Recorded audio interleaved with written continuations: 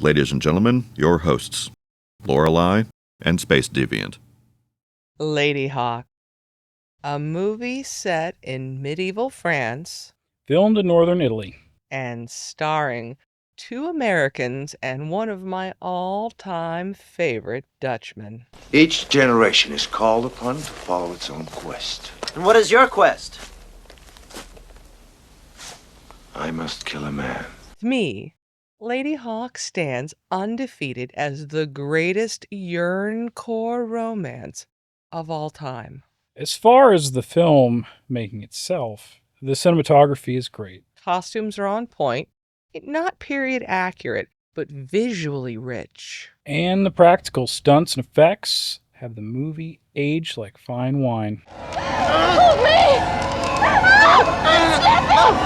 I'm slipping!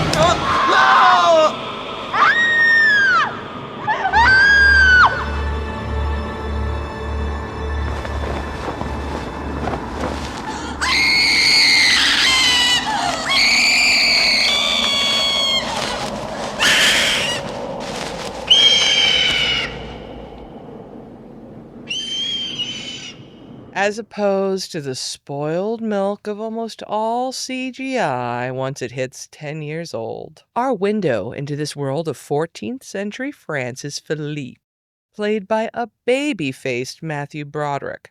We watch him make deals with God that he quickly breaks while narrowly escaping from an imposing castle prison. Lord, I will never pick another pocket again as long as I live, I swear it. If you come back, I know I promised, Lord. Never again.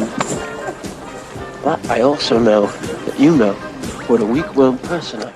The evil bishop, who can't stand to let even a mere thief escape his iron grip, sends the captain of the guard to hunt him into the French countryside.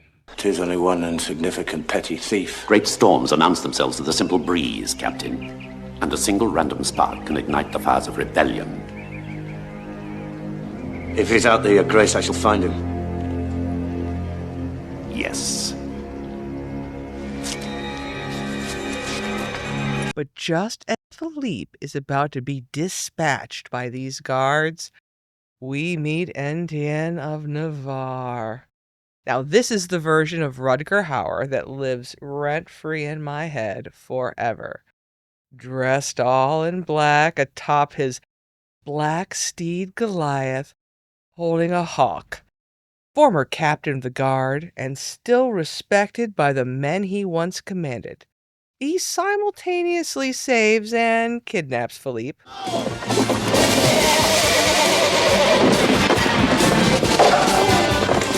We find out later he plans to use his knowledge on how to escape the castle to instead break in, with every intention of taking revenge on the bishop. I need you to guide me into the city. Not for the life of my mother, even if I knew who she was. The new captain of the guard wears out horses on his way back to inform the bishop that Navarre has returned. Then why do you invade my garden, unwashed, unshaved? Do you think to find him here? Navarre has returned. When Philippe meets Isabeau, the mysterious beauty played by an ethereal Michelle Pfeiffer, Who appears only by evening and walks with a black wolf. his need to unravel the mystery of Isabeau and Navarre was more powerful than his urge for self-preservation. Now, when Ladyhawke is wounded, we see her rush to a crumbling monastery run by a portly priest. Monk. For pity's sake, hello! Hello! What do you want down there? I was told to bring you this bird. It's been wounded.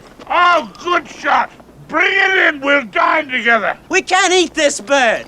Oh, God, is it Lent again already? This is no ordinary hawk, Father. It belongs to a man named Navarre.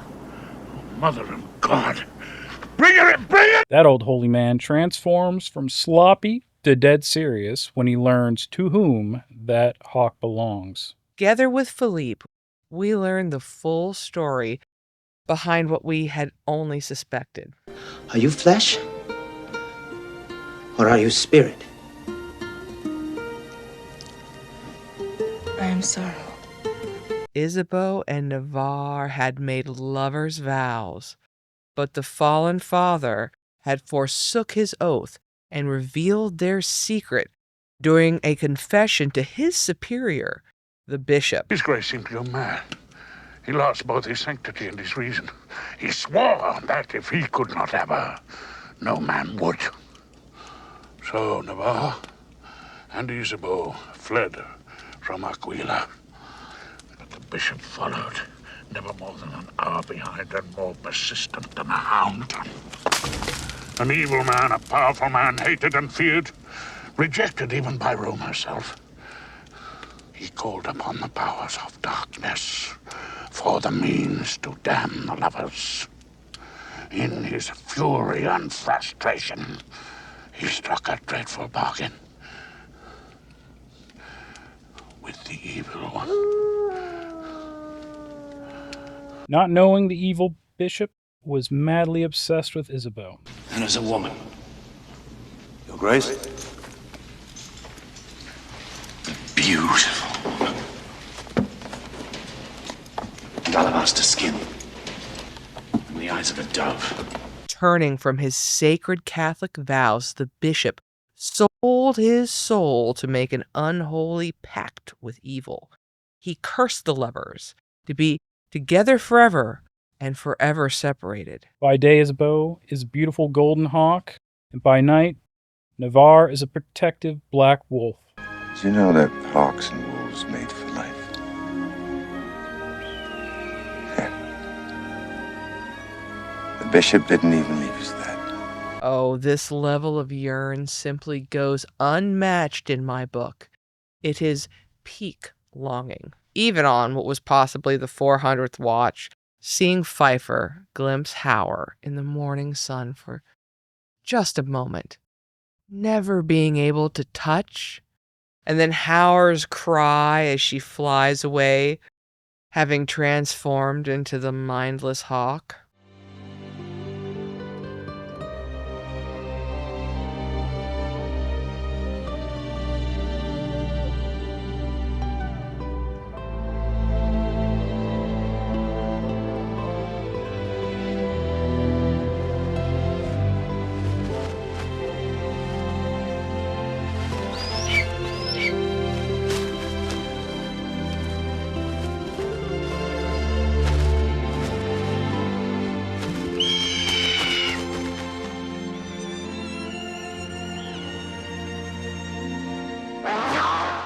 Each of the male characters is given a heroic arc.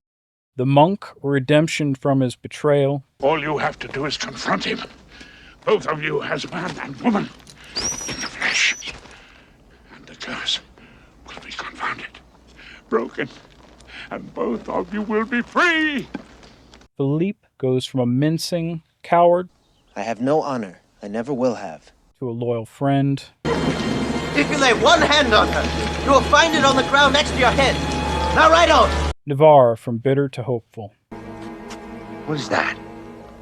That happened last night when he saved your life.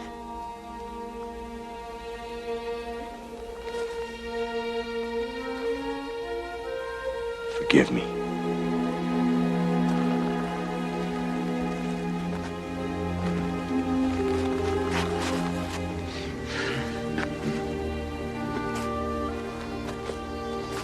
I'll show you idiots how to cage a wolf. As for Isabeau, it isn't truly befitting for a woman to go on a hero's journey, for the change isn't refining of what could be, but a ruining of what is, and the time spent on the journey is wasted. Isabeau is a paragon of feminine endurance. She bears her curse with grace and never becomes bitter towards Navarre or God. She's even able to forgive the monk who betrayed her and have faith in his plan to free them. Isabeau's beauty isn't marred by the hardships that were put on her by outside evil forces. She Cinderella'd her way through that dark shadow of the Valley of the Soul. shepherded into the light through the dedication, diligence, and duty of our three heroes. You too. Come here.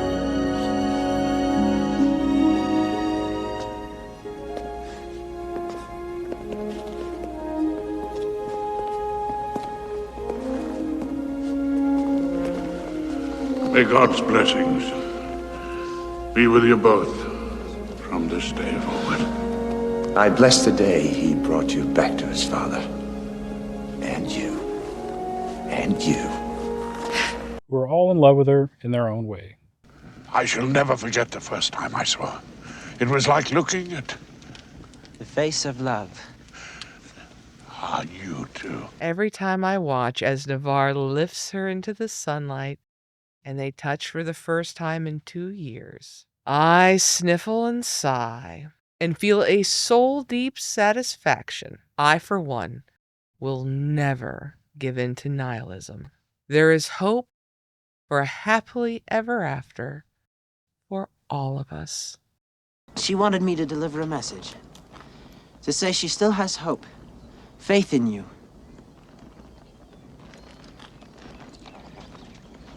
You're free to go. I know that, sir. Do as you like. Yes, sir. Then you and Ladyhawke will be going on to Aquila? Ladyhawke? Yes. Well, it just so happens I'm heading in that general direction myself. Really? I have only one complaint about that entire movie. One single complaint. And that's the soundtrack. And it's not even the soundtrack itself. It's the fact that they did that synth experimentation. I agree. I thought the same. It kind of takes you out of the whole, you're in the medieval times. Like, I know it was an I thought the same thing. experiment. It was a big thing for its time. Yep. But I would love to have that exact same score redone with a normal orchestra and see what it would be like. Because there's certain points when there's just the snares, when it's not the silly synth, that it's like, oh It yeah, works. this is a Yeah. good. And then the silly synth will come. It just takes you right out of it. Yep. I thought the exact same thing. Especially at a few key points. Yep. Like sometimes it kind of worked, sort of, kind of, but then sometimes it just totally didn't match. But other than that, It was all filmed in northern Italy, so it would look the most like France, because the director wanted it to look totally in France. I know they rebuilt one of the cathedrals on a stage where they had that final battle. Okay. Everything about it looks great. It's still, I mean, I remember as a kid watching it and just being in awe of everything. Right. And even watching it now, I was still just stunned at how well it held up. Some of the armor. Some of the fight scenes a little bit hokey, as it always is. Some of the armor's a little fantasy, the swords crazy. wibble wobbling. Yeah. Michelle Pfeiffer's just gorgeous, just pretty as a picture. Rutger Hauer is peak Rutger Hauer. Bishop's despisable. He is, and he's so evil and he's contemptible. But he does such a great job of showing us his obsession for her. Because when we first meet him, he's got some woman doing like a weird bird dance in a costume in his garden. And if you haven't, You're paying attention, then it's kind of... It's subtle, but at that point, it just shows that he is his obsession with her. This most recent watch, I actually even had a moment of everything works for the glory of God, because if there hadn't been all those battles, he would have killed the bishop before the eclipse, and then the bishop could have never seen them. So if that new head of the guard hadn't fought as hard as he did, it's sword and sorcery. Even though it's steeped in 14th century Catholicism, it's about an evil bishop that sells his soul to Satan to curse a couple that he's jealous of.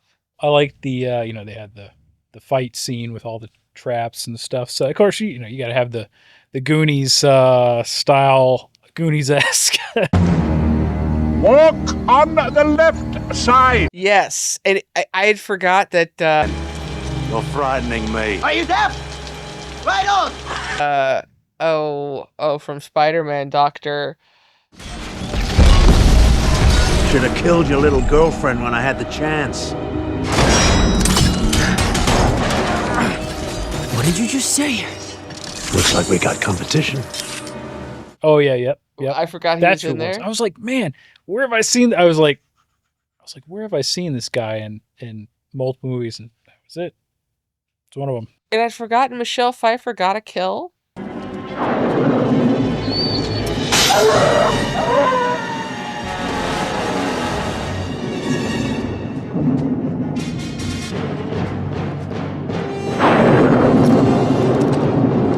My beauty.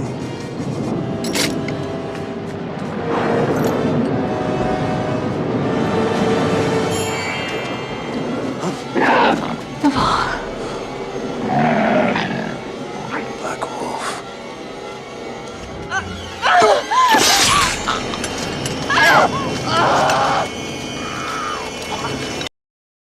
But she didn't overpower him. She knocked a guy who was off balance and distracted face first into a wolf trap, and it killed him. Which 100% her kill, but it was done in such a way that was believable. Oh, love it. She didn't overpower him and have a fight scene where she wrestles him and grapples him by his head and, Nope. throws him across the room. Surprised, he sees the wolf he's looking for, and she just shoves him. Just one. He's on his knees. He's off-centered. God, I just missed that because it was realistic. And it was her. She was brave. She thought quickly. She reacted. I mean, and she'd been the one running off in the woods to try to save him. So she was heroic. Yep. She was heroic. She was heroic. But the scene was still realistic. And she wanted to protect. She saw the wolf, so she wanted to protect her Navarre. Yeah.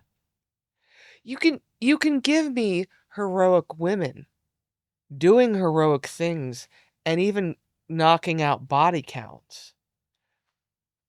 I want to see it real though. You got Howard, in his prime. Oh.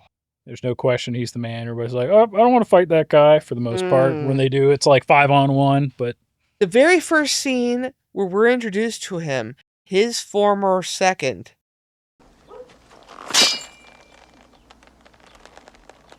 Captain Navarre. Francesco. Captain?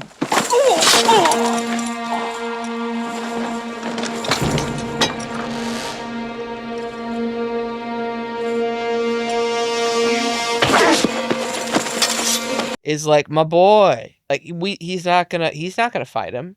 And then the guy kicks him into his sword and kills him. It's on. But it also establishes him immediately as honorable, the kind of men that don't work for him anymore still respect. Right. There's no question on his integrity. And even when he rolls back in, like other than the few people who are loyal to the new guard, most of the other guards are just like, nope. Go on in. By. Yep. Like the way he marches in.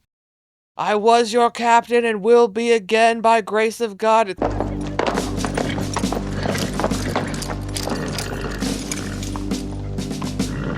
As the one who was your captain, and through God's grace will be once again, I ask you to let me pass.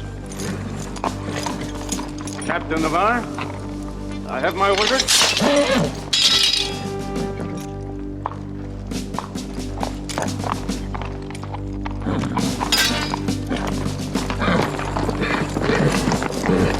You know what? I'm going to let him, God and Bishop, work it out. This feels like it's out of my pay grade one way or the other. And their ploy on how they got in, that was pretty good. You've come full circle, Lord.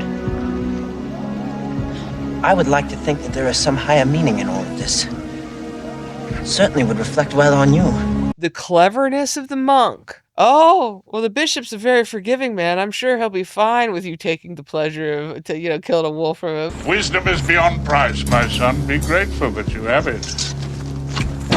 Probably skinned me, so yeah. Every character was believable. In watching Broderick go, from the mouse, from the little runaway that had to keep getting, like, recaptured and re-rescued.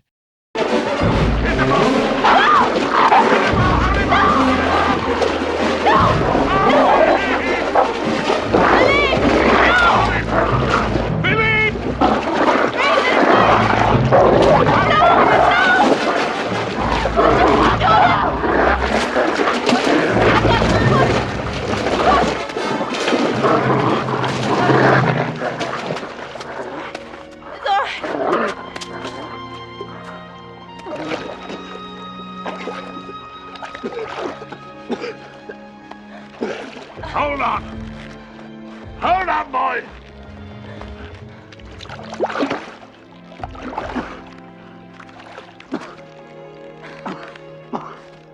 To being the kind of kid that hops into an icy lake to save a wolf. It's a tale of bravery.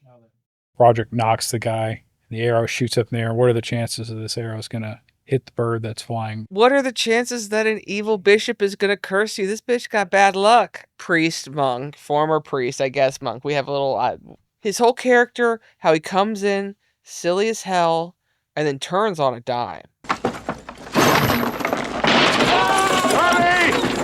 I am a monk, not an architect! Oh, he calls himself a monk, so... Okay, well, why so I say he's he was a a monk. monk. But he used to take confessions, so I guess he used to be a father. Basically got banished, you know? Yeah, got a chance to redeem himself. And they never make it a science thing. They never say he figured out that there's going to be an eclipse. Nope, God told him. They kept it sword and sorcery. Straight sword, sorcery, a little bit of Catholicism, a little bit of religious, and I like that. The evil you know. It was an embedded bureaucratic evil that had a lot of tertiary power. And he was abusing a position that should be a holy position, but he was exploiting it for evil. Which is more than believable. That's been written throughout time. And you know what it took to fix it? Few good men with a plan. Give the movie 8.5, 9 if I had to scale it. Other than those few, music and a few little things here and there, it was a great movie all around. Why this movie stands out to me, it's peak longing, because there's so many stories out there that are just toxic. They have the enemies to lovers trope, or where people are misunderstanding, or no one really wants to listen and there's this, that, and the other, or someone's being selfish. Or she just sees he's a good man. She, those two, fall in love, and that's basically what it was. She saw the captain was a good man, and, she fell for him, and they fell for each other. And yeah, they're being kept apart by an evil curse. Yep. They want to be together. It's not, neither one of them is emotionally mature. For 2 years, they lived alone, wandering. Their relationship with Broderick, because he falls in love with their love. Obviously, he falls in love with Isabeau. They all fall in love with Isabeau because she's beautiful in a sense, even if it's not romantic. Broderick sees how far he's willing to go for her. He sees how far she's willing to go for him, what they've endured for each other.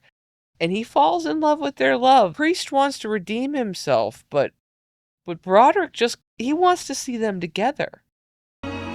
She loves you more than life, Captain. He gets the pleasure of knowing them both individually, separately, when either one of them would do anything to get that moment. This lady, does she perhaps have a name? Not that she mentioned. Why? Well, she might wander into my dreams. Wouldn't it be nice if I could call her by name and pretend we met before?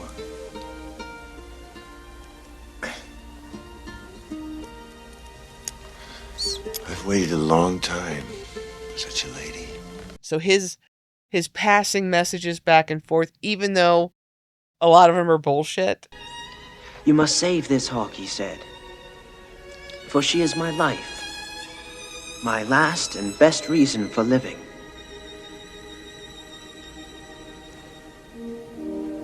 And then he said, one day, we will know such happiness as two people dream of, but never do.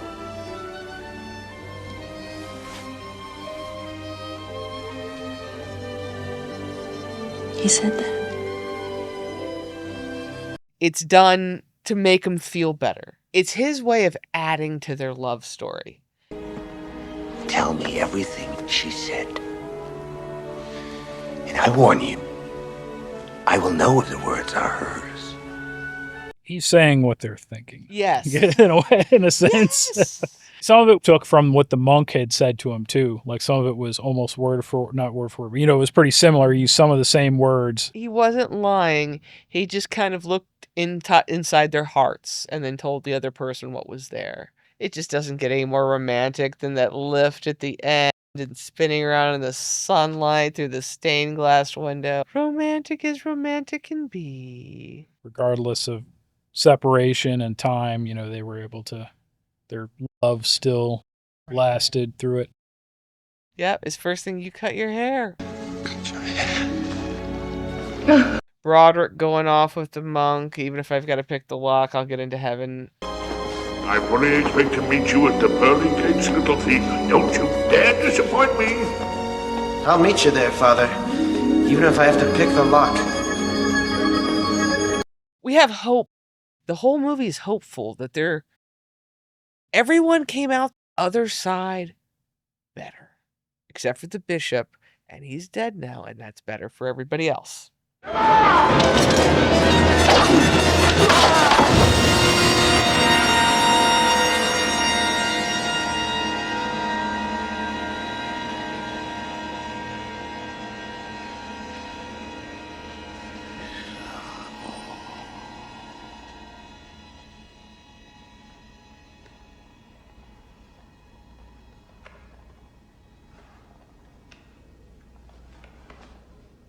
The scene where they're on the castle and they're going up, and the chase scene, that was kind of cool, but with the booby traps. Yeah, the booby traps. Of course.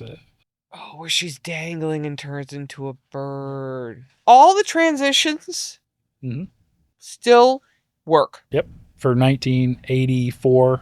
But even for right now, technology, they don't show you too much. You don't see the transition. Right. But the camera tricks they play, you know what's happening, and it doesn't look cheesy. Right. Oh, even that scene where Rutger Hauer is like running and then becomes the wolf. I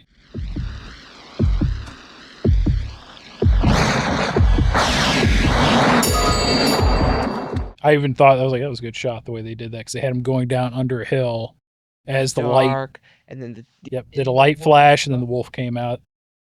They've lost a lot of that. Yep. The ability to do the practical effects, to know how to stage them, time them. They don't need to. Well, it looks like shit, though. Your CGI looks bad. It would behoove you to go back to it, frankly. And I don't know, maybe it's just that much more money, but... Yep. It's all about... I've heard this silly online thing. Well, if I was a worm, would you love me still? And I never understood those kind of questions, but it's like, if you turned into a worm, would you keep me in your pocket? You didn't read far enough, I guess. You have to have gone on to the God of Dune. No, I got to like 5 or 6. That's what the whole joke's about. If you can call it a joke. The jest. Is it? Because I don't think girls are actually referencing Dune when they say it. I think they actually mean, like, would you love me if I was a retarded worm? But maybe they do. Maybe these are all... But how that filters, Dune fans. how that filters through Possible. society, I don't know if that's the source, but... My point is that he proves that, would you love me if I was a hawk? Yeah. Would you love me if I was a wolf? America, built to last. Yeah, that's right. No, that's right. They'll be flying that flag all night. Red, white, and blue. Thank you for joining us here today. We really do appreciate your time. I'm Lorelei, and this is Space Deviant.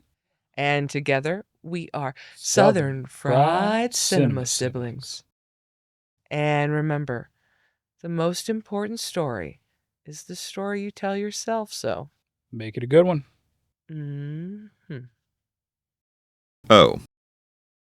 You're still here, are you? Well, why don't you make yourself useful? Click the share button, click the subscribe button. May as well go ahead and click for the next episode too.